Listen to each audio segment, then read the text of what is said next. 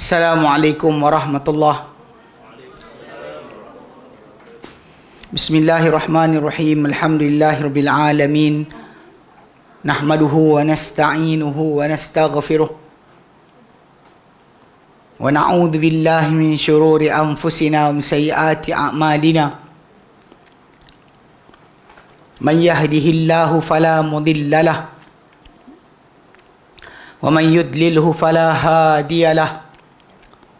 Ashhadu an la ilaha illallah wa ashhadu anna Muhammadan abduhu wa rasuluh. Allahumma salli ala Muhammad wa ala ali Muhammad kama sallaita ala Ibrahim wa ala ali Ibrahim wa barik ala Muhammad wa ala ali Muhammad kama barakta ala Ibrahim wa ala ali Ibrahim fil alamin innaka Hamidum Majid.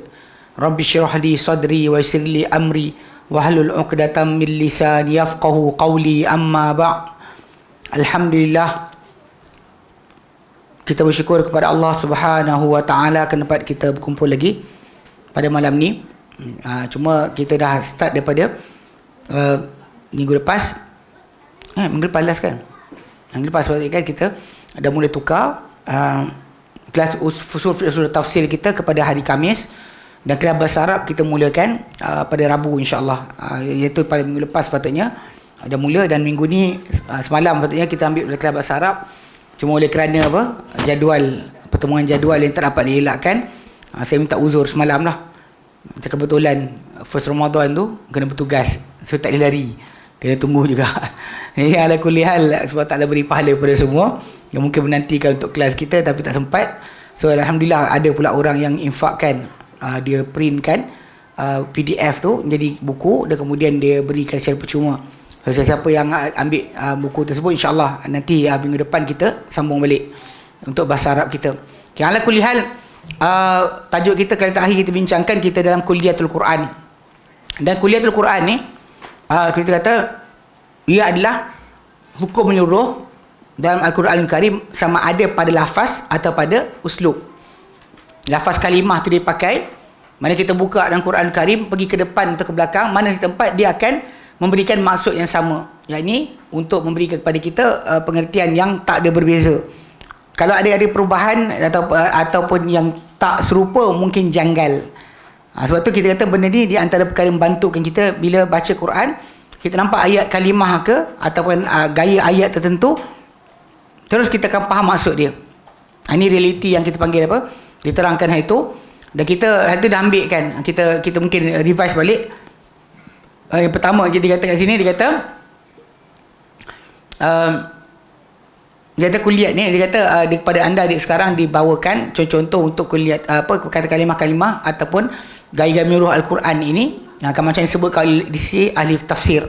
Yang pertama Kulliyatul Alfaz, keseluruhan Al-Quran dalam lafaz. Okey. Yang kita ambil berkata Ibn Abbas radhiyallahu anhu dan Ibn Zaid, semua benda dalam Quran dia kata rajzun fahuwa azab, mana datang dalam dia adalah rijzun, hukuman mesti azab. Walaupun kita kata hukuman boleh ada tak azab, hukuman yang tak menyakitkan, tapi kalau dalam Quran Karim bila kata rijzun mesti azab, mesti adalah azab. Okey. Kedua berkata Mujahid bin Jabr, setiap zon dalam Quran dia adalah ilmu. Lafaz zon dalam Quran maksud dia ilmu, kecuali pada beberapa ayat saja yang datang berlainan. Jika tidak, zon itu maksud dia ilmu. Wallahu a'lam. Mungkin kerana kenapa disebutkan sedemikian, mungkin kerana zaman beliau, zaman Mujahid bin Jabr, Ibn Abbas, mungkin dah dapat lihat ada orang yang cuba untuk mengasingkan maksud dalam masalah beriman ni kepada dia yakin dengan zon. Kalau dia kata qat'i atau zonni, kan kita sering dengar ayat macam tu kan. Macam orang kata hukum ni zonni ke qat'i. Dia cuba untuk meleraikan, jadikan dalam agama ni ada benda yang kita tak ikut pun tak apa. Yang ni tak apa. Yang ni okey, wajib ikut. Yang ni tak payah ikut tak apa. Macam dalam akidah lah. Dia kata ada akidah, furu' atau usul.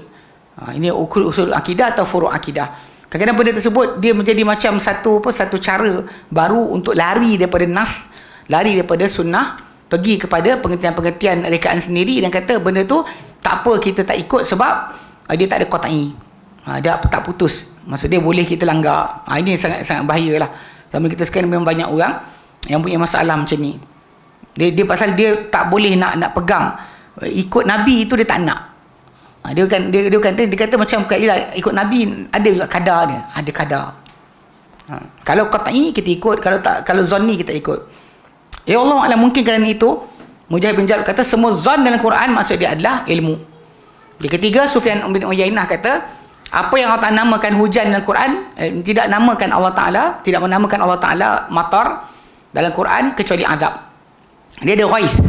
Kalau ghais, dia mungkin masuk dengan hujan yang gerimis ataupun yang menyelamatkan. Dia bukan dalam Quran Karim kalimah hujan ni banyak. Jadi kalau sebut matar, dia akan datang, begitu lihat dari itu memang kebanyakannya datang dalam bentuk pengertian yang membawa maksud azab. Kemudian dalam Ibn Zaid, Abdurrahman bin Zaid bin Aslam kata at-tazakki fil Quran kulluhu Islam. Penyucian atau pembersihan dalam Quran semuanya adalah Islam. Maksud erti kata lain, bukanlah datang dengan penyucian cara lain ke, bentuk lain ke yang bukan Islam bawa, tak ada. Semua dalam Quran datang tazakki, itu penyucian jiwa, ia adalah Islam itu sendiri. Bukannya macam sering dibayangkan Islam bawa benda lain, penyucian jiwa tu mungkin bawa dari Hindu sebagainya. Ini kadang-kadang ada timbul masalah masyarakat kita tak boleh nak pegang betul-betul dengan agama. Dilihat bahawa penyucian jiwa ni bukan apa yang ulama syariat ajar. Ulama syariat ni ajar benda lain. Tapi kalau dia kata tazaki penyucian jiwa, ni mesti ada bentuk lain. Tapi bila kita lihat macam Abdurrahman bin Zaid bin Aslam, jazakallah khair, dia kata semua tazaki dalam Quran adalah Islam. Dia seolah macam penegasan untuk tidak orang tu lari bila menyucikan jiwa daripada aturan Islam. Mana Islam sajalah cara penyucian jiwa, bukan cara yang lain. Kalau kita lihat kan macam-macam orang buat cara tanam dari dalam badan dan tanah lah, masuk dalam gua lah. Yang saya tengok baru ni ada video diorang share masuk dalam kubur bawah tanah.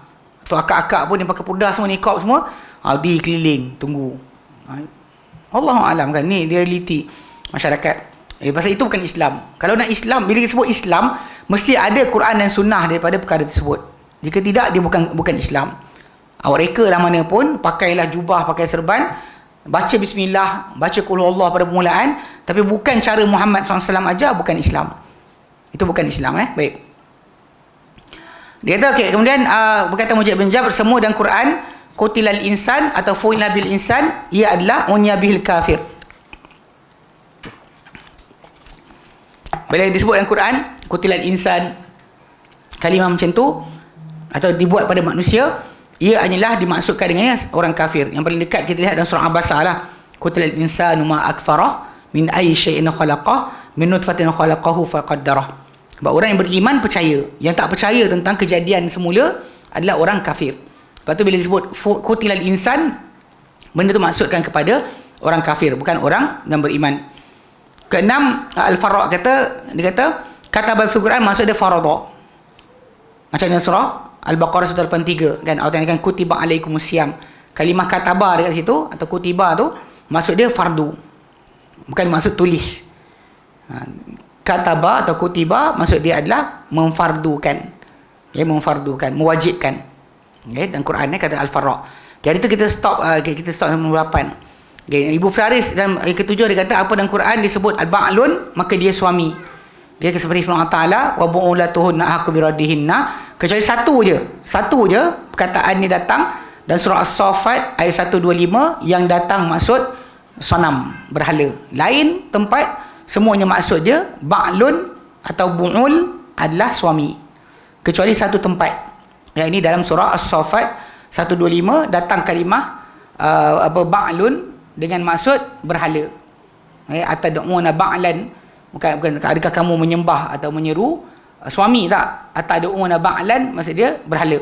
Lain tempat semua sekali maksud ba'lun atau bu'ul, plural dia semuanya adalah maksud dengan suami. Okey. Hari tu kita berhenti kat sini. Baik.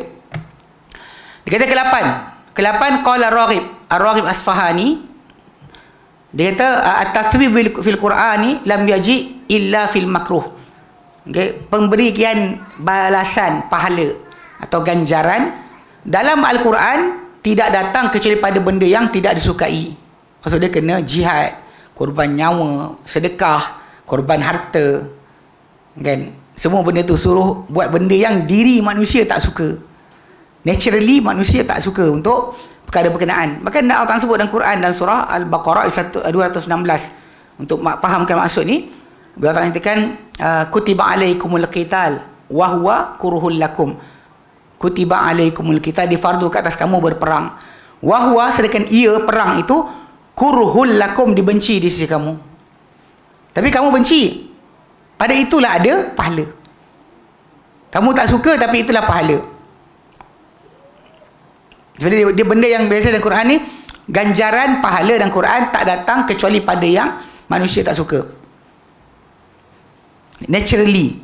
Adapun orang yang beriman, memang kita tahu bahawa mereka akhirnya akan, kerana keimanan mereka, mereka akan gembira untuk berbelanjakan harta mereka, menginfakkan dan di jalan Allah Ta'ala, serta mengorbankan nyawa mereka kerana Allah Ta'ala. Itu di atas dasar iman yang mereka ada. Adapun kalau ikut pada sudut asal kehidupan, memang manusia tak suka benda tersebut. Macam ayat tadilah, Tuhan kata, apa dia kata, wa asa an takrahu syai'a, memang kamu tak suka satu perkara, wa huwa khairul lakum, tapi dia baik untuk kamu. Wa asa an tuhibbu syai'an, kamu suka satu perkara, wa huwa syarrul lakum, dia buruk untuk kamu. Wallahu ya'lamu wa antum la ta'lamun, Allah tahu, kamu tak tahu. Ayat 216 surah Al-Baqarah. Sejelas kat situ, memang itu maksud yang dimaksudkan oleh Raghib Asfahani berkenaan dengan at-tathwib, pemberian pahala dalam Quran tak datang kecuali pada benda yang tidak disukai. Kan suruh pergi jihad, suruh pergi infak harta. Itu benda-benda yang manusia kalau boleh tak nak buat, tapi itulah ada pahala di dalamnya. Kesembilan, qala ar-Raghib, berkata Raghib Asfahani, kullu mawdi'in madahallahu ta'ala bi fi'lis salati aw hatha alaihi dzukira bi lafzil iqamati. Dia kata semua tempat, semua kedudukan itu dalam Quran yang Allah Ta'ala puji, Allah Ta'ala puji dengan perlakuan solat. Semua tempat yang muji Allah Ta'ala dengan terhadap perlakuan solat atau penggesaan, dorongan kepada solat, disebut dengan lafaz iqamah. Wa yuqimunas solah. Allah tak boleh kata wa yu'addunas solah. Semua datang dengan iqamatis solah, mendirikan solat. Sebab tu ada para ulama bahaskan berkenaan dengan perbezaan mendirikan solat dengan menunaikan solat. Menunaikan solat, tunaikan solat, laksanakan solat dengan mendirikan solat. Kalimah yang Allah Ta'ala datangkan pujian terhadap perlakuan solat atau gesaan untuk solat adalah dengan lafaz iqamah. Contoh macam orang bertakwa dalam surah Al-Baqarah ayat pertama kan, ayat ketiga kan, alladzina yuqimunas salah, alladzina wa yuqimunas salah, alladzina yu'minu bil ghaibi wa yuqimunas salah, orang yang percaya dengan ghaib dan mendirikan solat. Dia sentiasa datang dengan kalimah mendirikan, tidak datang dengan menunaikan. Menunaikan, ya, bukan dengan melakukan, datang dengan mendirikan. Okey, baik. Qala Tahir bin Ashur, yang kita tafsir tanwir Tahir bin Ashur, dia kata wan nida'u ila salati wal adhan, seruan kepada solat ia adalah azan. Bila kata seruan untuk solat, ia adalah azan. Wa ma ubira anhu fil Quran illa nida, dan tak digambarkan mengenai azan dalam solat, dalam Quran kecuali dengan lafaz nida. Sentiasa bila kita sebut tentang solat, apa-apa azan tu dalam Quran mesti datang dengan lafaz nida. Dan nida tu dalam untuk solat ia adalah azan. Tak ada dengan cara lain. Tak ada dengan siren ke, dengan beduk ke. Orang kita suka beduk tak? Dia duk duk duk duk duk duk duk duk duk duk duk duk duk duk. Tapi dulu wallahu a'lam kan, zaman dulu dalam hutan orang kata bunyi tu jauh pergi. Dia gema, ekor tu gema, dia bergegar sampai ke hujung tempat yang jauh. Wallahu a'lam. Tapi benda tu jadi macam kebiasaan. Kau pergi kat Taman Tun Datuk Ismail, sampai sekarang ada lagi. Dia siapkan beduk tu untuk kena ketuk. Ada yang app baru untuk televisyen, dalam tu ada beduk. Bila masuk waktu je, duk duk duk duk duk, duk dia sentiasa. Oh, ya ke? Ada rakaat ke? Oh, ya ke? Okey, dia Perak lagi advance. Saya KL dulu dekat rumah saya memang ada kayu tu. Waktu saya kecil, surau tamu raya tu, setapak tu, memang ada benda tu. Kayu. Dia kayu lompong besar, Tu dia ketuk. Tapi ajaibnya memang sampai bunyi tu sampai ke rumah kita orang yang jarak jauh daripada beratus meter daripada Masjid Surau. Oh, mati apa juga? Lah mungkin zaman tak ada mikrofon mungkin kot. Zaman sekarang ni tak ada mikrofon tak payah kot. Oi kan. Tapi masalahnya benda tu sampai sekarang. Tapi ala kulihal kalau untuk panggilan azan, agak panggilan solat mesti azan. Dan tak pernah disebut dalam Quran azan kecuali dengan kalimah nida. Tak ada saut, tak ada sekian, dia guna itu je. Jadi panggilan. Jadi kadang-kadang benda sini kita kata dari segi masalah hukum, kita boleh keluarkan hukum juga dari tajuk ni. Kadang dengan himpunan daripada Al-Quran, daripada hadis Nabi SAW, memang tak ada panggilan lain. Dan lain pun akan dipanggil as-salatu jami'ah. As-salatu jami'ah kan? Itu panggil untuk berkumpul. Bukannya panggil as-salatu jami'ah rahimakumullah, salatu la ilaha illallah. Bukan. Yang orang pun jauh juga kan. Ni kadang-kadang kita tengok masjid kan banyak macam tu. Kalau nak kata Masjidil Haram kan bila nak solat kata mayit dia kata as-salatu 'alal mayyit. Kan? As-salatu 'alal amwat. Dia akan sebut macam tu. Tapi kita kat Malaysia ni dah ada macam as-salatu jami'ah rahimakumullah kan. Sebenarnya kalau nak kumpulkan orang bukan kerana solat pun memang dipanggil dengan as-salatu jami'ah. Lebih betul dia bukan bagi kumpul untuk solat, bagi kumpul dekat masjid. As-salah tu kepada bagi kumpul dekat tempat solat. Mari berkumpul dekat tempat solat. So dia datang bukan kadang-kadang Nabi berucap dia tak solat pun. Nabi berucap pada mereka tak solat pun. Panggil mereka datang lalu mereka akan disuruh dengar apa yang Nabi nak ucapkan. Itu kalimah kalau kita lihat dalam hadis-hadis datang, as-salatu jami'ah tu digunakan untuk semikian. Tapi kalau kita kat Malaysia ni, kita dah beri nak solat pun ada lagi as-salatu jami'ah. Salatu jami'ah rahimakumullah. Betul ya makmum pun as-salatu la ilaha illallah. Dah tahu macam tu. Dah terbiasa. Saya ingat abang ni dah pergi Kelantan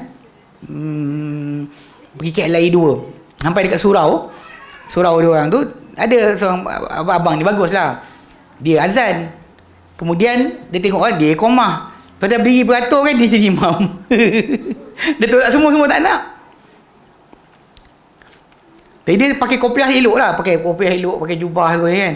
Dia siap-siap nak azan. Nampak macam rufaqah tapi tak tahu. Kawan global tak tahu. Tapi dia ni lah. Tapi ketika lepas dah iqamat tu, dia berdiri, as-salatu jami'ah. Ada lagi. Dia tak habis, dia tak berhenti pada iqamat dah selesai, habis lah. Dah lah. As-salatu jami'ah pula lagi.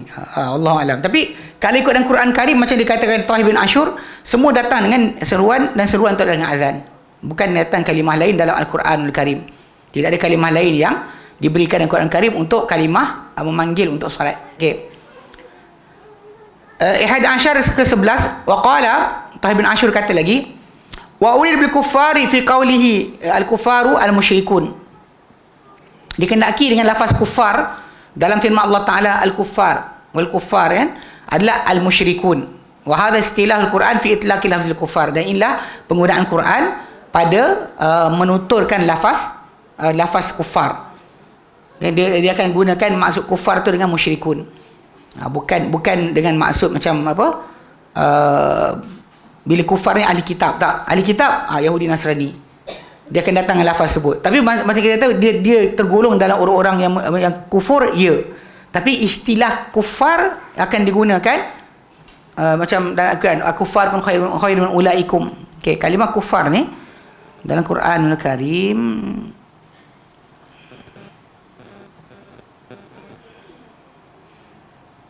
dah ada 28 kali 28 kali dalam Quranul Karim kalimah kufar digunakan.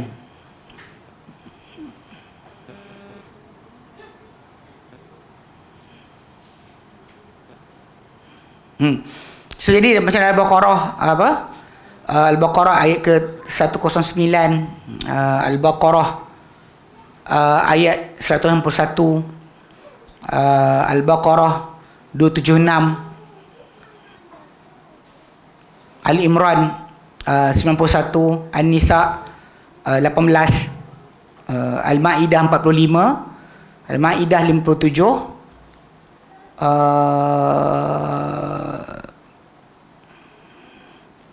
kita tak 26. Okey, 26 tak 25. Kurang lagi. Okey. Taubah, Taubah 68, Taubah 73,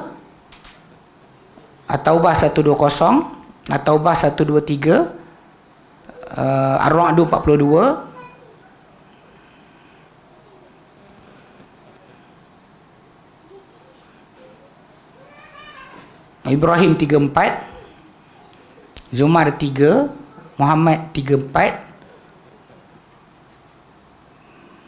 26 balik 26. So, Al-Fathu 29 dua kali.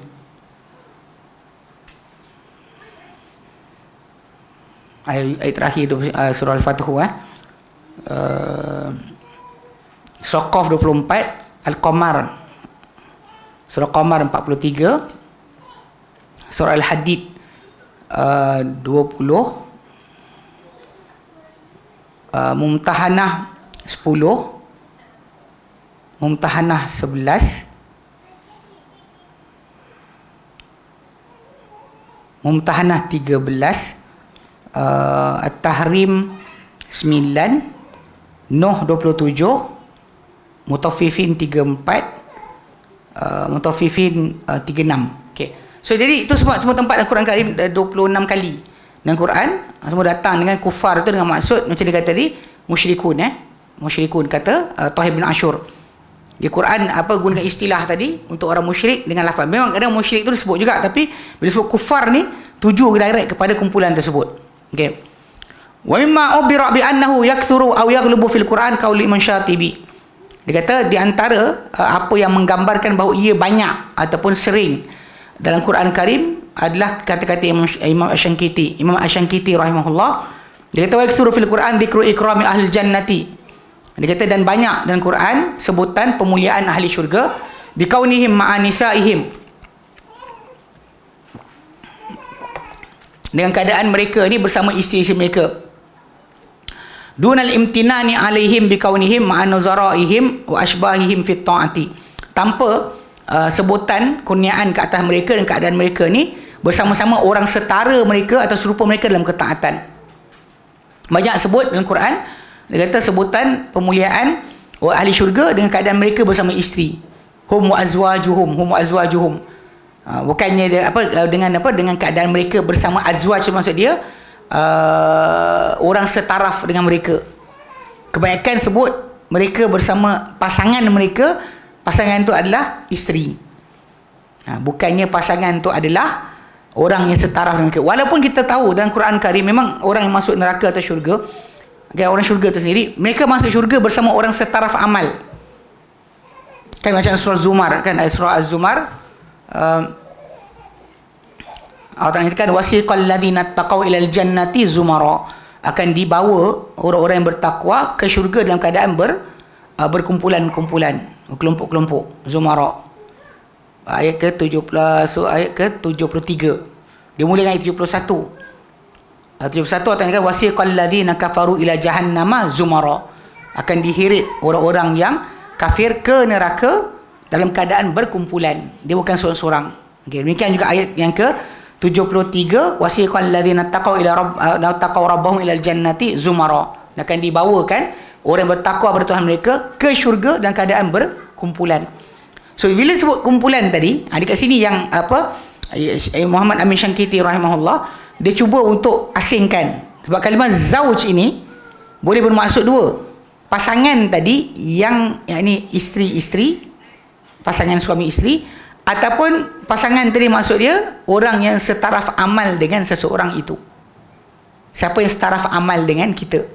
So semua orang yang masuk syurga akan bermaksud sama, macam orang yang masuk syurga kerana jadi ahli puasa. So dia akan melintasi pintu rayyan. Semua ahli syurga di kalangan orang-orang rajin berpuasa, yakni sunat, mereka akan masuk pintu rayyan. Ahli jihad masuk pintu jihad, sedekah masuk pintu sedekah. Semua akan lintas pintu masing-masing. Tapi bila sekarang ni Muhammad Syangkiti rahimahullah dia nak fahamkan, banyak dalam Quran sebutan pemuliaan ahli syurga dengan keadaan mereka bersama dengan isteri-isteri mereka, nisa. Okey, bukan pengungkitan, berikan nikmat kata mereka dengan keadaan mereka bersama dengan orang setaraf mereka, serupa mereka dalam ketaatan. Walaupun memang orang masuk syurga, macam ayat 73 surah Zumar tu, memang dia masuk syurga dalam keadaan berkumpulan. Kita bersama dengan orang setaraf dengan kita.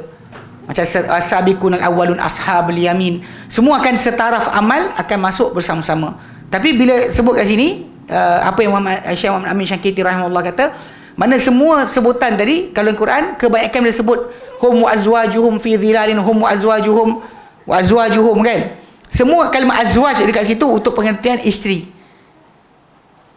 Bukan datang dengan maksud setaraf amal. Bukan maksud dia mereka dan orang setaraf amal dengan mereka. Itu yang kebiasaan adalah mereka dengan isteri-isteri mereka. Ini cara kita differentiate lah. Pasal kita kan itu ada ayat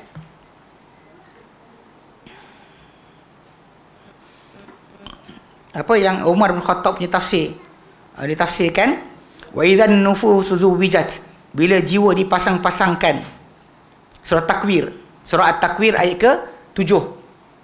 Bila Allah Ta'ala firmankan wa idzan nufusu zuwijat, bila jiwa dipasang-pasangkan. Okey, ayat tersebut kalau ikut tafsir yang banyak di kalangan para tabi'in, maksud dia adalah dipasangkan roh dengan jasad. Roh pasang dengan jasad balik. Lepas dah dipisahkan, dipasangkan semula untuk hidup kali kedua. Okey, dia kata bila jiwa dipasang-pasangkan. Umar bin Khattab pula faham bahawa dipasang-pasangkan setiap orang dengan yang setara amal dengannya. Macam saya ulang tadi kan, kita kata dalam surah Az-Zumar tadi, semua orang masuk syurga ikut grup masing-masing. Semua akan masuk dengan setara amal dengan mereka, bukan dengan orang lain. Jadi meaning tu ada. Zauj dengan maksud orang setara amal tu ada. Tetapi kalau kita patah balik dekat sini, Syekh Muhammad kita kata, kalau yang dia sering datang kalimah pasangan tadi adalah isteri. Dia banyak pada isteri. Dan syurga disebut tentang orang beriman ni akan bersama dengan isteri-isterinya, bukannya dengan kawan-kawan dia. Bukan kawan-kawan, tak ada. Yang kita kata kawan-kawan kita lah akan datang beri syafaat pada kita, bukan isteri. Ikut pada hadis Nabi SAW, orang yang beriman nanti hari akhirat nanti akan merayu kepada Allah Ta'ala. Lepas yang syurga masuk syurga, masuk neraka, tak ada siapa Nabi kata lebih kuat merayu kepada Allah Ta'ala, mendapatkan hak berbanding orang beriman untuk saudara-saudara mereka. Yang mereka kata, ya Allah, kami dahulu ada orang yang solat bersama kami, ibadat puasa bersama kami, baca Quran bersama kami. Dia kata orang tak ada kat dalam syurga. Lepas tu Allah Ta'ala suruh mereka masuk dalam neraka, tarik siapa yang mereka kenal, keluar balik. So ini bab kita panggil orang yang setara amal kita dekat sini akan tolong kita hari akhirat. Isteri belum tentu. Isteri belum tentu, marah perempuan kan. Itu realiti dia macam itulah. Isteri belum tentu. Kalau suami naik, isteri ikut. Kalau isteri naik, suami tak boleh ikut. Itu satu benda yang kena faham. Dari sudut asal masalah amal, isteri dengan suami, isteri akan sentiasa bersama dengan suami dia, dibawa. Tapi kalau kata suami itu jatuh, isteri itu naik, alamatnya bye-bye. Nanti tak jumpa dah. So kat sini yang dikatakan oleh Syekh Muhammad Amin Syangkiti, azwaj dalam Quran kebanyakannya datang dengan maksud isteri. Ketika sebut tentang orang pemuliaan ahli syurga. Ahli syurga dengan isteri mereka. Hum wa azwajuhum kan. Fi zilalin, di bawah teduhan lah. Siapa? Lelaki perempuan?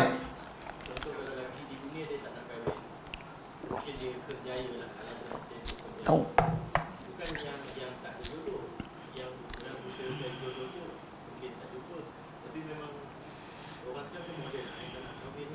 Dia sibuk sangat kot.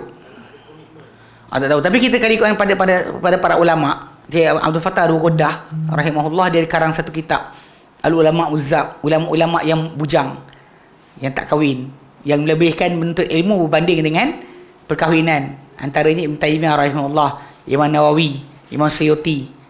Ini nama-nama yang terkenal, yang bukan tak nak kahwin, mungkin dah sibuk sangat, tak ada masa nak fikir. Yang ni budak-budak ni ada je masa kan. Tengok dekat Facebook tu rajin je kejip mata dengan orang lah kan. Itu ngarut. Kalau para ulama kita faham ada yang macam tu. Ala kuliah setiap manusia ni Allah Ta'ala akan berikan balasan dengan apa keadaan masing-masing. Tak tahu apa jadi pada orang ni. Tapi realitinya memang ahli syurga tak pernah kesunyian lah. Siapa jadi ahli syurga tak kesunyian. Hatta kalau tak kahwin kat dunia pun Allah Ta'ala kahwin kat akhirat nanti. Takkan kesunyian. Asal masuk syurga, takkan kesunyian. Ada je menemankan dia. Tapi kalau dia tak masuk syurga atau tak jadi lain lah. Yang masuk syurga insya-Allah takkan bersedih. Segitu itu dia. Wa qala, dan kata Syekh Muhammad Amin Syakiti lagi, wa aktsur fil Qur'ani itlaqu madatiz zakah ala taharati.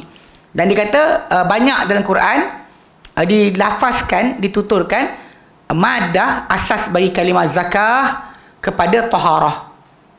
Macam macam ayat kan qad aflaha man zakkaha wa qad khaba man dassaha. So zakka yuzakki akan datang dengan asas dia bukan keluar zakat kan, tapi datang banyak dia kata dengan maksud penyucian jiwa, pembersihan. Memang zakat yang dikeluarkan oleh orang tersebut daripada harta pun juga pembersihan daripada harta dia, macam yang disebut dalam surah At-Taubah ayat 103, khudh min amwalihim sadaqatan, hai Muhammad ambil daripada harta mereka sedekah yang tutahhirun, kau sucikan mereka, wa tuzakkihun, kau bersihkan mereka dengannya, wa salli alaihim, dan solat engkau ke atas mereka, inna salataka sakanun lahum, kerana doa engkau kena ketenangan bagi mereka, doa engkau ketenangan bagi mereka. So jadi kalimah ambil duit, ambil harta untuk keluarkan zakat tadi pembersihan bagi orang dia. Itu memang apa disebut oleh Allah Ta'ala dengan jelas. Tapi kalimah zai kaf alif ta digunakan dalam Quran, sering digunakan untuk penyucian, pembersihan bagi diri manusia itu sendiri, ya. Baik, selanjutnya tu semua yang atas tadi kita bincangkan lafaz digunakan, banyak pakai untuk maksud ini, kedua selanjutnya al-uslub, kuliatul uslub, kesatuan ataupun keseluruhan pada gaya. Keseluruhan pada gaya. Mana gaya susunan atau lafaz ataupun bentuk bentuk ucapan yang itu dipanggil sebagai kesatuan dalam uslub. Pertama, ini contoh-contoh dia. Pertama, qala Syatibi, berkata Imam Syatibi, dia kata idza warada fil Qur'ani at-targhibu, bila datang dalam Quran targhib, penggemaran, mana penggesaan untuk sesuatu, Allah Ta'ala galakkan untuk suatu perkara, qaranahu tarhib fi lawahikihi au sawabiqihi au qara'inihi wa bil aksi. Dia kata bila datang dalam Quran penggalakan, dia gandingkan, qaranahu akan bergandingan dengan dia penggerunan. Misalnya ayat surah Al-Baqarah kan bila Allah sebutkan lepas ternyata tentang ayat 23 24 kan,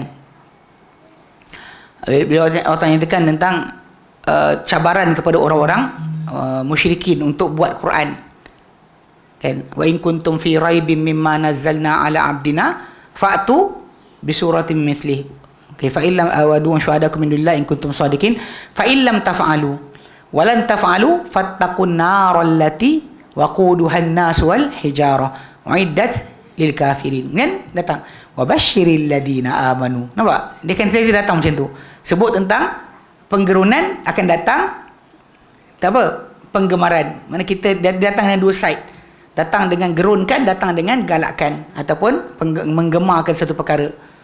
Itu pada sebut syurga, sebut neraka, dia akan datang beriringan, dia tak akan tinggalkan satu saja. Okey, dia akan gandingkan ia dengan tarhib.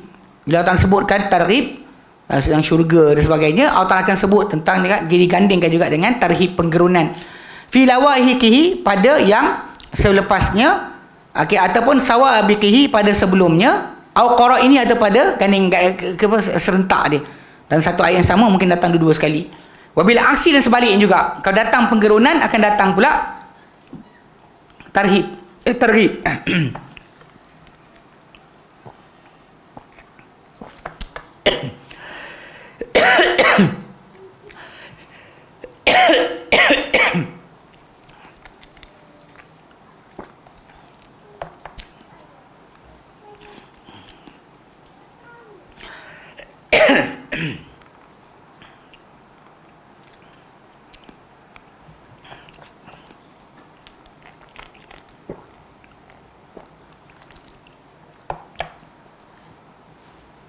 Okey, macam apa? Ayat 23, 24, 25 tadi. Allah Ta'ala datangkan dengan gerun, datangkan dengan galakan. Dah jadi tak jadi. Dia dah mula start.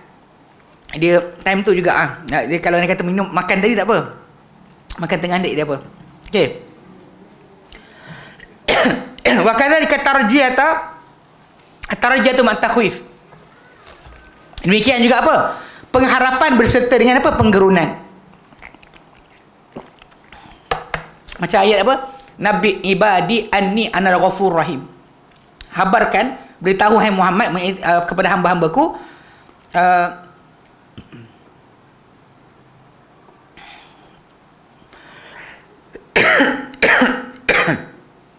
Al-Hijr ayat 49.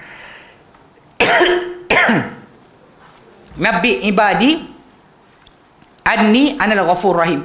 Beritahu hamba-hambaku hai Muhammad bahawa aku Maha Pengasih lagi Maha Pengampun. Anal ghafur rahim. Maha Pengampun lagi Maha Penyayang. Tapi lepas tu Allah Ta'ala datang ayat ke 50. Wa anna azabi huwal azabul alim. Tapi azabku adalah azab yang pedih. Terima kasih. Sampai. Engkau main makan coklat ya, tak habis kelas.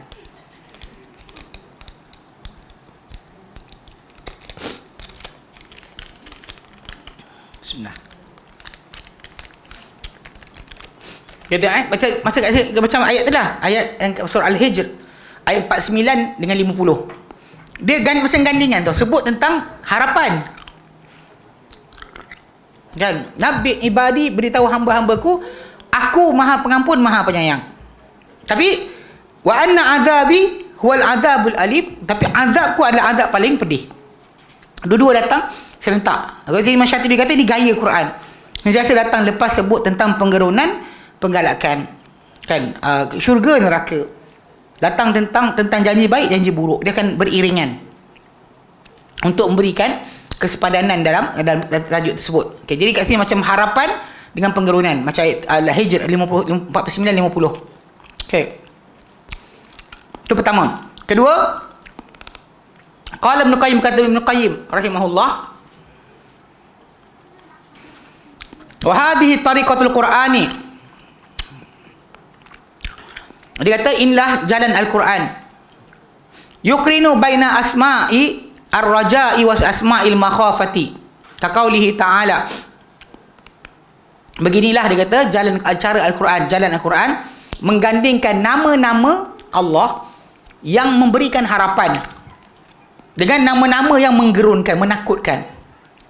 Ya? Macam Allah Ta'ala sebut surah Al-Maidah ayat 98. I'lamu annallaha syadidul iqab. Ketahuilah bahawa Allah Ta'ala amat keras hukuman. Wa annallaha ghafurur rahim. Dan Allah Ta'ala amat-amat memberikan keampunan, amat-amat penyayang. Ya? Dua gandingan. Macam ayat tadilah Al-Hijr tadi. Ya? Jalan Al-Quran. Sebab dia dua macam ni. Kenapa? Sebab kalau manusia terlampau fikir tentang harapan, sentiasa rasa harapan masih ada, mungkin tak bertaubat. Sebab dia kata Tuhan Maha Pengampun, Maha Penyayang. Macam banyak ulama kita sekarang ni di Malaysia tu utamanya, kita dapat lihat depan mata kita, cerita buat tanah Arab yang cakap lah, inilah apalah Dajjal. Tapi dalam masa yang sama, bila kita lihat dalam Malaysia sendiri, macam tak ada Dajjal. Ada orang tak solat pun. Kan apa, orang pergi bazar Ramadan satu, kan, dengan tengah azan pun maghrib, memandang masih lagi merayau. Kemudian pergi buffet hotel, makan hotel kan, makan dekat hotel, tapi tak ni, time maghrib tak solat pun. Apa pasal? Agama Muslim musafir tak, rumah sebelah tu je. Nampak? So, okay, apa yang jadi pada orang ni? Orang-orang ni, dia sebenarnya kedudukan dia macam Yahudi dalam Quran, pasal dengar Allah Ta'ala berikan mereka ni privilege yang banyak, kan, keuntungan yang apa, benda yang banyak. Macam apa imam kita tadi baca ayat kan, kan, ya bani Israil adhkuru ni'mati allati an'amtu alaikum wa anni faddaltukum 'alal alamin. kan, aku telah lebih kamu sekian alam. So, jadi bila dengar macam tu, diorang rasa macam banyak sangat benda Tuhan bagi dan Tuhan takkan murka pada mereka. Ini bila orang tu ada harapan melampau tapi tak ada takut. Kalau ada takut je, tak ada harapan, putus asa lah. Dia kata buat apa nak taubat, Tuhan akan hukum juga. Habis. Saya jumpa ada seorang yang saya sikit sebut tu, dia kata Quran ni, dia kata ustaz semua sekali datang dengan marah. Dia saya bagi dia ayat surah Al-Insan. Surah Al-Insan satu ayat je berkaitan dengan tajuk neraka. Lain semua syurga. Lain semua syurga. Sebut tentang apa, tentang cawan di syurga, minuman di syurga, pokok-pokok di syurga, hamba-hamba di syurga. Tapi orang macam ni, dia pelik dia. Habis kita bagi ayat tu pun, dia pergi cari juga masalah. Ujung tu dia kata apa? Tapi ustaz, ujung tu Allah Ta'ala sebut, wa ma tasha'una illa an yasha Allah. Dan kau takkan ingat, takkan mahu kecuali Allah yang mahu. So, macam mana? Dia solution dah ada. Kalau kita rasa diri kita tak mencapai tahap tersebut, mintalah Allah Ta'ala untuk bantu kita. Kenapa duk diam macam tu? Dia terus putus asa. Habislah, tak adalah saya, tak ada harapan lah. Yang mana Tuhan tak sayang saya. Kata, apa hal Muhammad ni kan? Dia ada orang macam tu. Dia ada orang bila putus asa, bila dia fikir tentang hukuman Allah, tak ada siapa akan rasa lepas. Dan Sahih Muslim Nabi sebut hadis dalam perkara tersebut. Kalau tahu seorang yang kafir itu kan, apa yang tak ada daripada rahmat, nescaya takkan rasa masuk neraka seorang pun. Semua rasa nak masuk neraka dah, mungkin beberapa saat lagi Tuhan selamatkan. Sebab Tuhan Maha Pengampun, Maha Penyayang. Tapi kalau fikir tentang hukuman Allah Ta'ala, takkan rasa masuk syurga seorang pun yang bertakwa. Seorang beriman takkan rasa. Pasal dia tahu Allah Ta'ala sangat adil, takkan terlepas satu benda pun daripada apa yang dia buat. Sebab tu dua benda tadi, dia sebenarnya macam lah, Ibn Qayyim kata dua sayap untuk kita menuju Allah Ta'ala. Khauf dan rajak dua-dua kena ada. Kalau salah satu je ada, manusia takkan gagal. Negatif terus, terlampau overconfident, salah. Negatif terus pun salah. Itu dua tak betul. Yang betul adalah kita sentiasa berjaga-jaga. Tiap kali kita cenderung ke sini, kita ingat yang satu lagi. Bila kita rasa macam nak putus asa, kita ingat rahmat Allah. Bila kita rasa diri kita ni macam orang sayang, fikir tentang kemurkaan Allah Ta'ala. Dia akan menjadikan kita stabil, tidak salah dalam memahami ataupun beramal dalam agama. Ketiga, wa qala, berkata Ibn Qayyim lagi, wa subhanahu, dan dia subhanah, maha suci dia subhanah, idza dzakara al-falaha allaqahu bi fi'lil muflih. Dia kata dia subhanah bila disebut tentang kejayaan, dia akan kaitkan kejayaan tersebut dengan perbuatan orang yang berjaya tu. Dia tak kata orang tu berjaya sahaja kerana Allah Ta'ala nak, tapi Allah Ta'ala sebut apa dia buat pasal dia berjaya. Kakaulihi sebelum Allah Ta'ala, seperti firman Allah Ta'ala dalam Quran, dalam surah Al-Mu'minun ayat 1-2, qad aflahal mu'minun, telah berjayalah orang-orang beriman. Siapa? Alladzina hum fi salatihim khashi'un, orang-orang yang mereka dalam solat mereka khusyuk. So jadi maksud dia dengan kekhusyukan mereka berjaya. Walaupun kita tahu bahawa kejayaan semua daripada Allah Subhanahu Wa Taala. Allah Taala ikatkan kejayaan tadi dengan perbuatan orang tu sendiri. Apa perbuatan orang tu pun dia taufik Allah Taala. Still kita maksudnya kalau tak dapat isi diri kita dalam kedudukan tadi, kita doa, minta Allah Taala bantu kita untuk kita berjaya untuk melaksanakan seperti yang dia kehendaki. Okay, keempat, qala al-Asyankiti, al-Alama Asyankiti rahimahullah, qauluhu ta'ala, firman Allah Ta'ala dalam surah Al-Aqaf ayat kedua, tanzilul kitabi minallahil azizil hakim, penurunan kitab adalah dari Allah yang maha perkasa, maha bijaksana. Dia kata apa? Qad dallat istiqra'ul Qur'anil azim, qad dallat istiqra'ul Qur'anil azim, sebenarnya menunjukkan istiqra'ul Quran, pembacaan menyuruh Quran agung. Okay, pembacaan menyuruh, manakala untuk baca semua ayat Al-Quran, dia teliti balik, dia menunjukkan ala anna Allah jalla wa ala, bahawa Allah jalla wa ala, dia kata idza dzakara tanzilahu, bila sebut tentang penurunannya, li kitabi, terhadap kitabnya, atba'a bi ba'di asma'ihil husna, dia akan menyusulkan sebutan penurunan tadi dengan nama-namanya yang terbaik. Dia takkan sebut diturunkan Quran daripada Allah Taala saja. Tak, dia akan sebut Al-Aziz Al-Hakim dan apa yang Al-Mutadamminati yang mengandungi sifat-sifatnya yang tertinggi. Okey, contohnya yang itu dalam surah Al-Ahqaf. Lain macam dalam surah As-Sajdah, tanzilul kitab minallahi tanzilul kitab la raiba fihi min rabbil alamin. Tanzilul kitab la raiba fihi min rabbil alamin. Okey. Kita sebut beberapa tempat Okey. Contoh dalam Sajdah 2. Tadi Az-Zumar kan? Okey. Az-Zumar tanzilul kitab minallahil azizil hakim. Dan surah Ghafir tanzilul kitab minallahil azizil alim.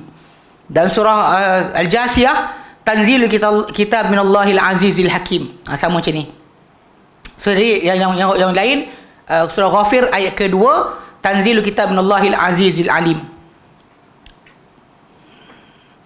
Dalam surah Al-Ahqaf ayat ini kita ambil lah ayat 2. So Al-Jathiyah juga sama, surah Zumar juga sama, cuma yang lain surah As-Sajdah ayat kedua dan juga surah Ghafir ayat kedua datang dengan dan Sajdah tanzilul kitab minallah tanzilul kitab la raiba fihi min rabbil alamin. Diturunkan kitab tiada keraguan padanya dari pentadbir sekalian alam. Kemudian dalam surah Ghafir ayat kedua tanzilul kitab minallahil azizil alim. Itu yang lain. Dalam Quran ada 5 tempat sebutan sedemikian. Yep. Az-Zumar ayat kedua ya. Ayat kedua.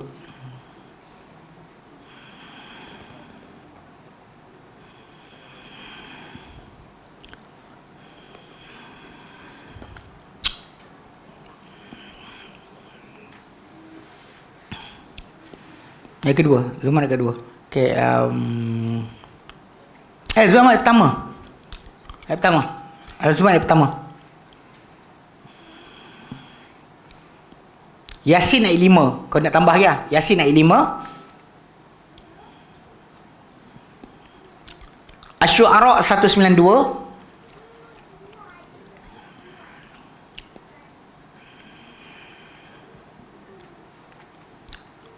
Fussilat 42, tambah ya. Fussilat 42. Al-Waqi'ah 80.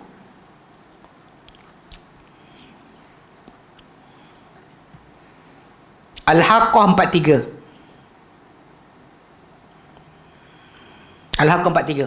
Tapi yang berkita Rabbil Alamin, Azizil Hakim, Azizil Alim, itu nama yang datang Azizil Alim. Satu tempat dia tu Hamidun Majid. Hakimun Hamid. Fusilat Hakimun Hamid. So semua masa dia kata kata Syekh Muhammad Amin Syangkiti rahimahullah telah menunjukkan pembacaan menyuruh Al-Quran Azim kepada bahawa Allah Jalla wa'ala bila dia menyebut penurunannya terhadap kitabnya, dia susulkan itu dengan sebahagian nama-nama yang terbaik yang mengandungi sifat-sifatnya yang tertinggi. Always datang dengan sebutan macam tu. Dia akan ungkit sambil sebut tentang sifat dia. Baik. Kelima, qala Syatibi kata Syatibi rahimahullah, kullu hikayatin waqa'at fil Qur'ani fala yaqlu an yaqa'a qablaha aw ba'daha wa huwa al-aktsar raddun laha. Dia kata semua penceritaan yang terjadi dalam Quran, maka tak kosong untuk berlaku sebelumnya atau selepasnya, dan ia terbanyak selepaslah. Raddun laha, jawapan atau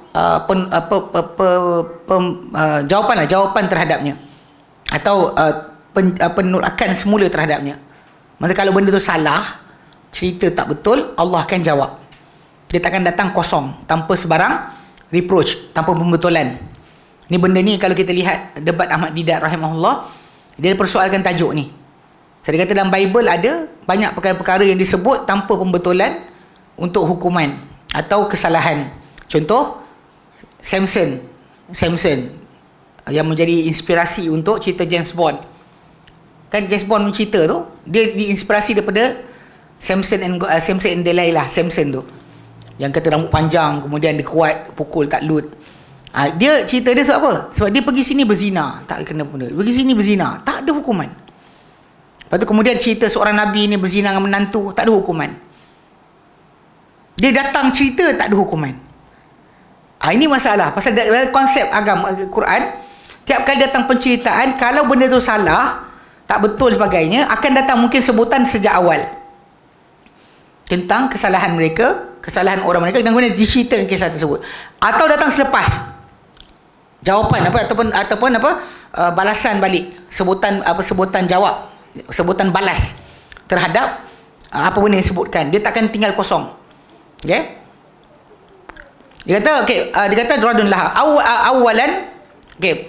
Dia kata yang pertama, fa in waqa'a fala iskala fi butlani dzalikal muhki wa kadhbih. Maka dia kata, pertama dia kata, jika terjadi maka tiada kemusykilan pada kebatilan pencerita tersebut dan pembohongannya. Wa illam yaqa' ma'aha fa dzalika dalilun ala sihhati muhki sidquhu. Dan kalau dia kata cerita tu datang, ya, kalau dia kata jika dia berlaku, maka tak ada kemusykilan tentang kebatilan kisah yang penceritaan sebut dan pembohongan dia. Jika tak terjadi bersama-samanya, tak sebut maka itu dalil ke atas kesahihan apa yang diceritakan dan kebenarannya. Maksudnya kalau tak dijawab, cerita tak disebut, maksudnya kisah tu adalah benar. Kalau dia kata dijawab balik, maka Allah Ta'ala jawab balik kisah yang diceritakan tadi, dicakap, Allah Ta'ala jawab balas balik. Nak ceritakan berkenaan dengan tentang kebatilan apa dikatakan dalam statement tersebut. Okey, dia kata contoh, misal awal, qauluhu ta'ala wa qalu ittakhadallahu walada, dan mereka berkata telah mengambil Allah Ta'ala anak. Allah Ta'ala jawab apa? Subhanah, maha suci dia. Ballahu ma fis samawati wal ardh, bahkan miliknya apa di seluruh langit dan juga bumi. Maksudnya disebut benda berkenaan tentang kata-kata orang tu, Allah Ta'ala jawab balik, betulkan balik apa yang statement tersebut. Maksud dia bila berlaku fa in waqa'a, bila terjadi jawab balas, maka tak ada kemusykilan pada kebatilan benda pencerita tersebut dan pembohongannya. Kalau tak terjadi apa-apa pembetulan atau jawapan balas bersama-samanya, maka itu bukti bahawa kesahihan yang menceritakan dan kebenarannya. Manakala untuk bercakap satu benda, statement tu Allah tak betulkan balik, maksudnya benda tu betul. Kalau kita statement dia cakap tu dibalas balik, itu menunjukkan dia pembohong. Mana apa cakap tipu. Macam yang pertama tadi, yang mereka berkata telah mengambil Allah Ta'ala anak. Maha suci Allah, itu jawapan dia. Bahkan miliknya apa di langit dan juga di bumi. So itu untuk balas balik bahawa siapa cakap ini bohong. Faham Okey. Buat misal Ustaz ni, contoh kedua, qaulul aziz, kata-kata menteri yang terlibat, ataupun lebih tepat bapa angkat Nabi Yusuf alaihi salam. Apa dia kata?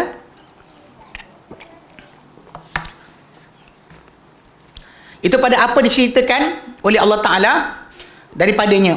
Apa Allah ceritakan mengenai kata-kata dia ketika dia bercakap dengan isteri dia dan juga semua orang perempuan yang ada. Inna kaidakunna azim, yang tipu daya kalian amat besar. So Allah Ta'ala tak reproach balik, tak betulkan balik. Kalau dia salah, patut dibetulkan. Allah Ta'ala takkan tinggalkan tanpa pembetulan.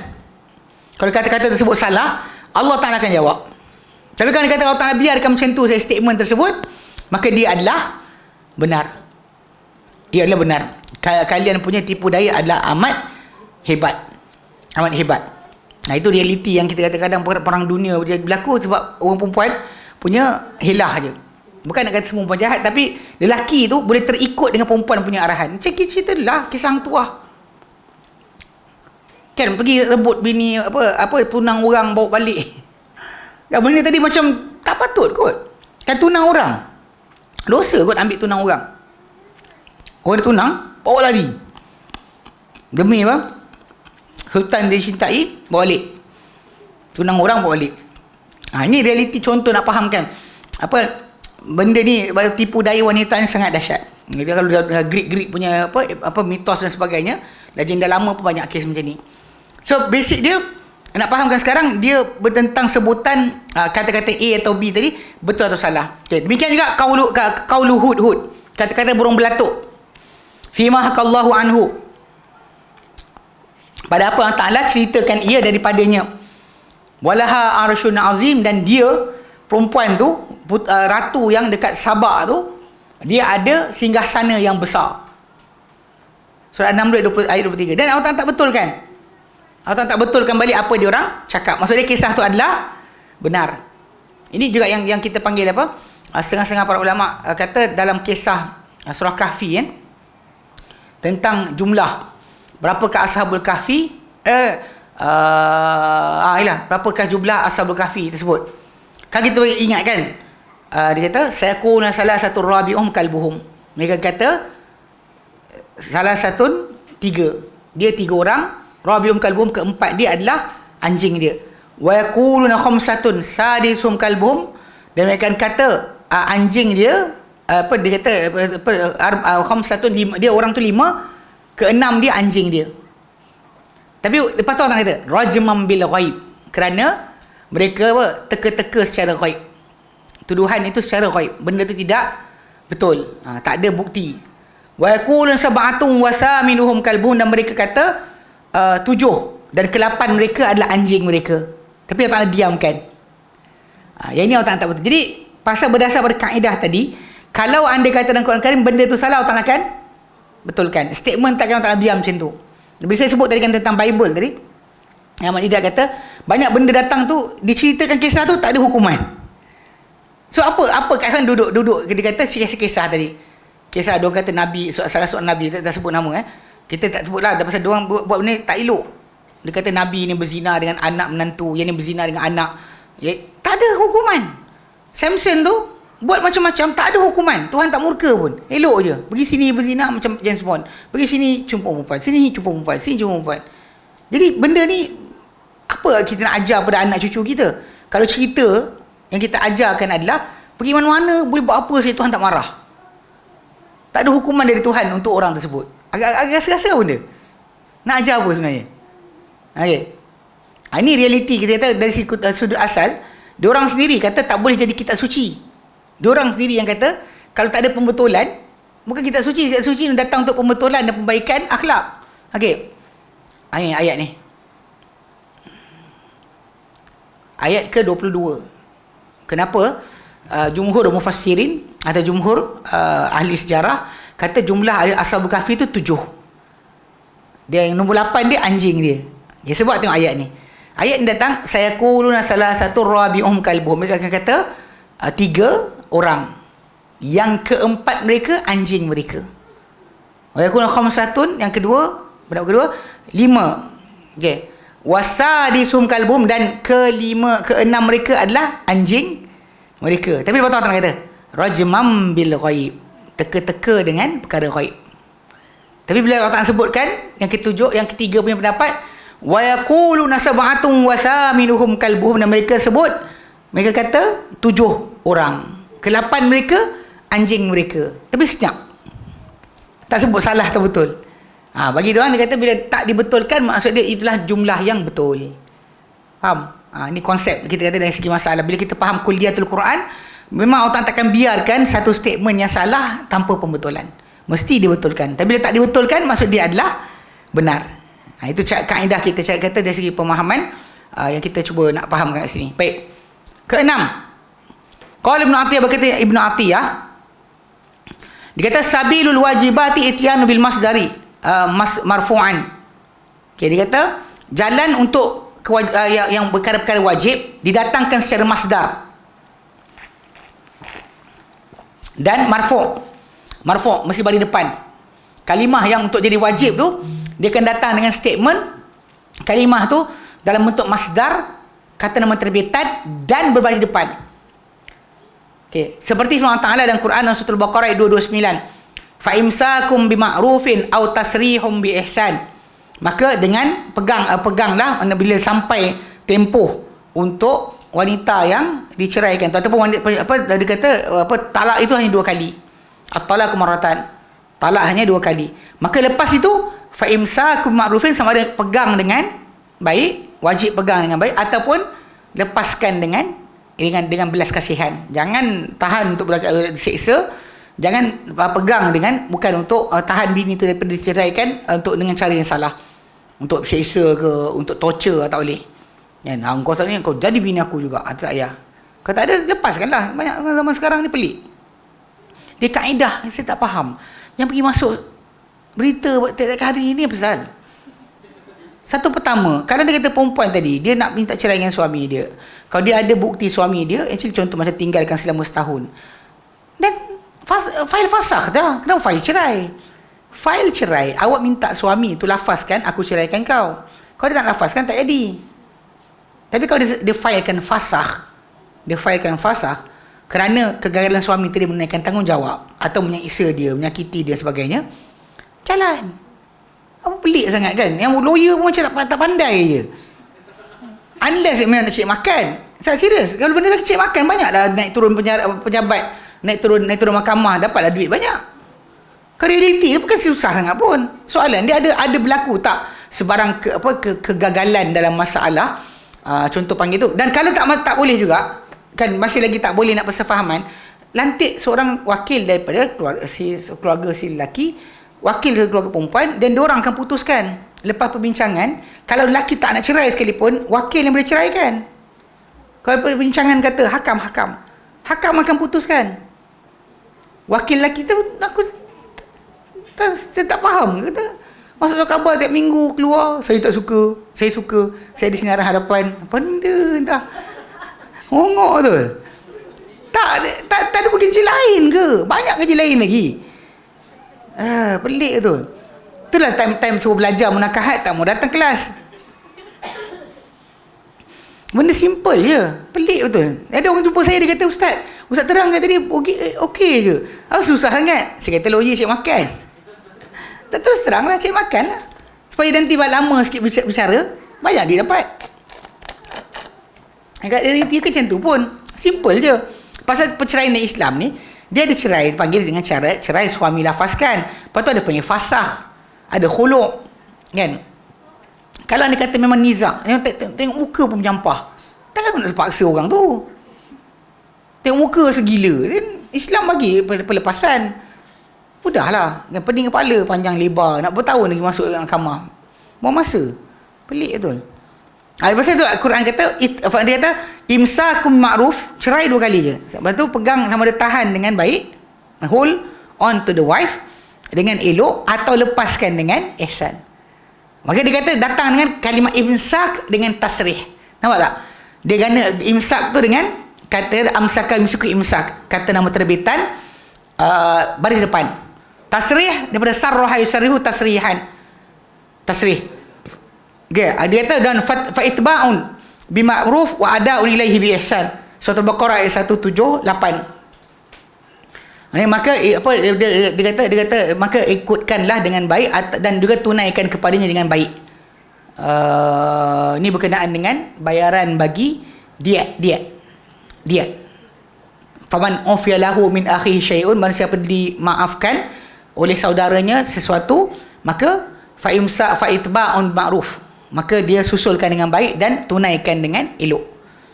Mana bayar diat tu dengan baik. Okey, itu jalan kalau Quran kata benda tu mesti wajib. Wasabil mandubat ityanu bihi mansuba. Dan jalan untuk yang mandub, yang digalakkan tak wajib, tapi digesa. Okay? Maka dia datangkan dengan mansub, datang dengan baris atas. Kaqaulihi subhanahu wa ta'ala, dia kata fadarbar riqab, dan surah Muhammad ayat keempat. Okay? Fadarbar riqab, maka pancunglah akan tengkuk. Mana digesaan saja, bukan wajib. Pasal kita kata okey, walihada ikhtalafu. Okey, kerana ni okey, jadi betul itu pasal kes masalah surah Muhammad tu berkenaan dengan tajuk untuk pergi perang. Sekejap kita tunjukkan. Kan tak nampak. Sebab dalam peperangan kan kita tahu bahawa pilihan kita bukan semestinya mesti bunuh orang tersebut. Boleh saja tidak dibunuh. Okey? Ini surah Muhammad ni, sekejap.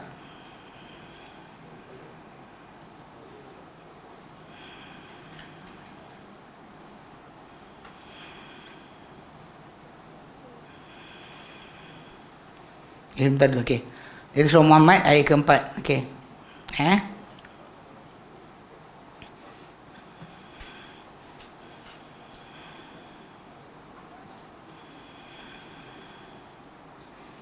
Okey, Allah ingatkan ayat keempat. Fa idza laqitumul ladina kafaru, dia akan bertemu dengan orang kafir. Fadarbar riqabi, maka pancunglah tengkuk. Ulang balik. Ini bukan wajib. Ini bukan wajib. Ini adalah gesaan ketika musim waktu peperangan lah. Kalau dia kata orang tersebut mengalah kalah, takkan nak pancung juga. Itu realiti dia. Benda ni datang baris atas. Fadarbar riqab. Nampak? Dia bukan datang macam tadi imsakun baris depan. Ni baris atas. So datang dia kata kalau macam ni maksud dia galakan sahaja bukan wajib. Galakan sahaja bukan wajib. Okey. Dia kata walihada, kerana ini ikhtalafu. Kerana ini mereka bercanggahan.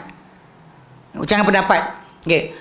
Hal kanatil wasiyatu li zaujati wajibatun li ikhtilafil qiraati fi qauli ta'ala dalam surah Al-Baqarah ayat 240 wasiyatan li azwajihim. Adakah wasiat untuk isteri-isteri wajib? Kerana percanggahan bacaan pada firman Allah Ta'ala wasiyatan li azwajihim atau wasiyatun li azwajihim. Ini pasal kes orang yang mati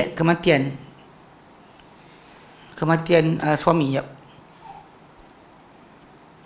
240 tengok depan.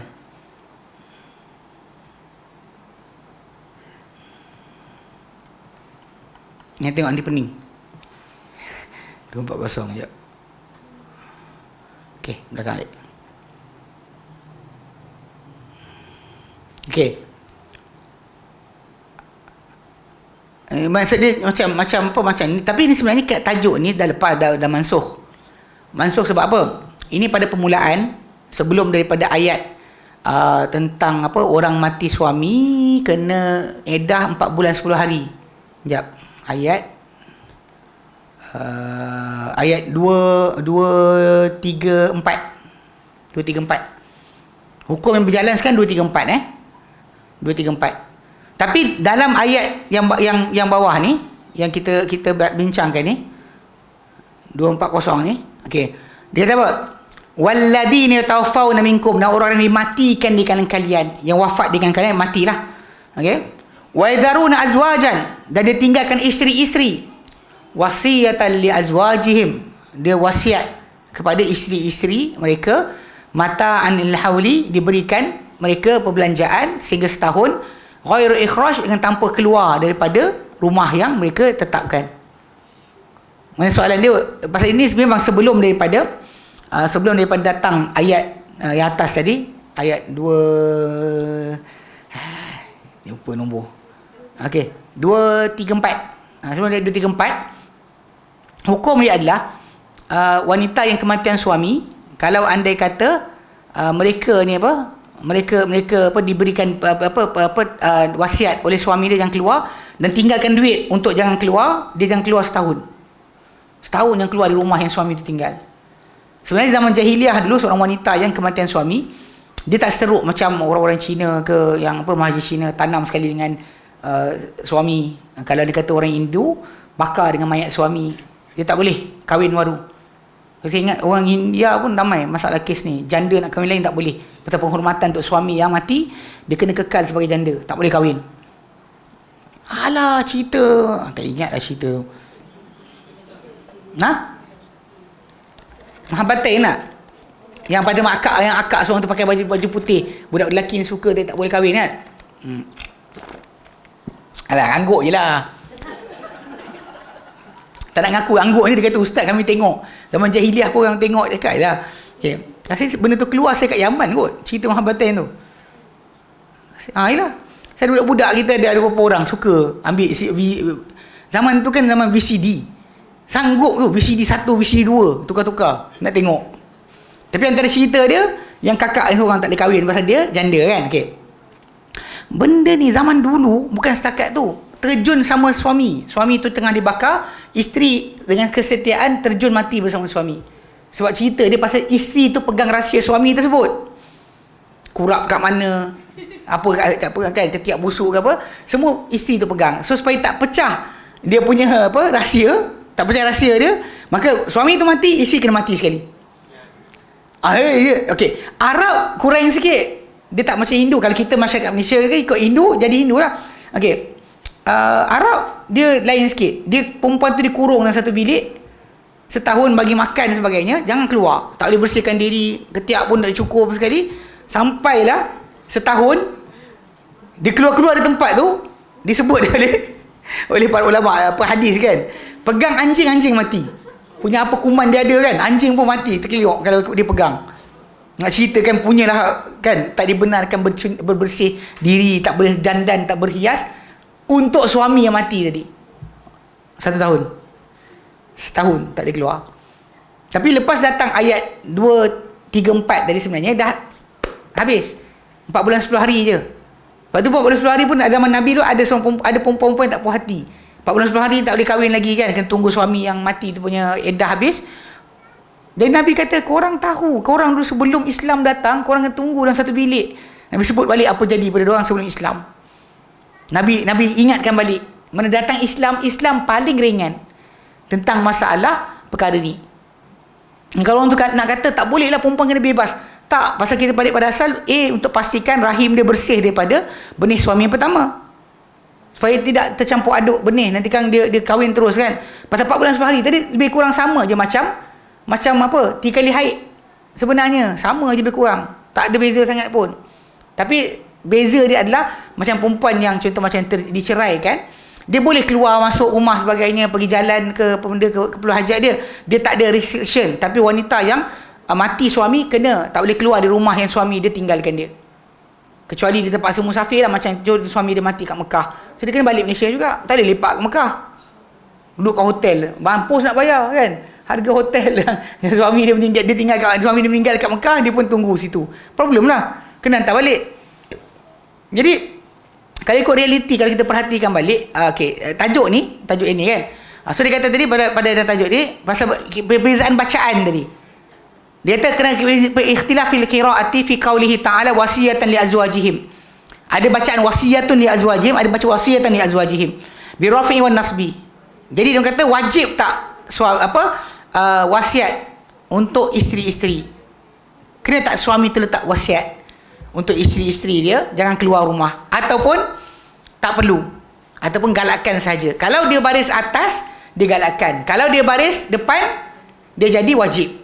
Tapi problem dia, tajuk dia ayat 240 ni telah pun dimansuhkan dengan ayat apa? 2, 3, 4. Nah, 2, 3, 4. So jangan pula kita pening kepala. Okey, kenapa 2, 3, 4 duduk awal, 2, 3, 2, 4, 0 duduk belakang, tapi hukum yang ada 2, 3, 4, 2, 4, 0 yang hilang. Bab bacaan Quran, tertib turun surah, turun ayat, kita kata terbalik-terbalik. Tapi cara baca Nabi yang terangkan, di mana ayat mana tulis kat mana. Macam kita kata macam ayat surah yang pertama turun Quran adalah Iqra. Tapi yang ditulis depan adalah surah Madaniyah. Yang pertama itu Al-Baqarah. Faham tak? Ikut tertib ni sebab Nabi baca macam ni. Tertib bacaan dengan tertib penurunan tidak sama. Yang silap faham pula. Dia kata dah ini turun dulu, kenapa baca ini dulu? Sebab tu kan kita ada surah Al-Alaq 5 ayat yang pertama, kemudian datang ayat Mudaththir, second ayat yang turun, beberapa ayat juga. So kalau kita fikir itu juga kita tak cantum, pasal sambungan dia turun kemudian, sambungan ni turun tempat lain. So jangan campur aduk lah, yang pening kepala. Hukum tetap kita faham, walaupun kalau kita ikut orang yang tak reti, tak ikut pada tarikh pensyariatan, tak belajar berkenaan dengan kefahaman yang sebenar daripada para sahabat, dia akan pening kepala. 2, 3, 4 berjalan hukum, 2, 4, 0 dah mansuh. Macam ayat 180 lah, 180 tajuk wasiat untuk ibu bapa dah mansuh dengan surah An-Nisa. Surah An-Nisa turun ayat tentang pewarisan harta, ayat 180 Al-Baqarah mansuh, tak jalan dah. Tu realiti yang kena perhatikan balik lah, kena tahu. Okey, baik. Qala Abu Hayyan, berkata Abu Hayyan, wal aslu fi hadhihi tafriqati qauluhu ta'ala. Okey, dia kata asal pada pembezaan ini, bila kita kata baris depan wajib, baris atas dia jadi apa? Sunat atau galakkan sahaja. Kenapa? Firman Allah Ta'ala di surah Hud ayat 69, qalu salaman, qala salamun. Ini bila Ibrahim alaihissalam didatangi oleh para malaikat. Para malaikat tu datang, qalu salama. Mereka kata salam. Lepas tu Ibrahim jawab, qala salamun. Sebab apa? Fa innal awwala mandubun. Kerana yang pertama tu malaikat bagi salam tu galakkan. Wasani, Ibrahim jawab wajib. Ibrahim jawab wajib. Sebab tu dia datang dengan salamun. Yang malaikat beri salam, salama.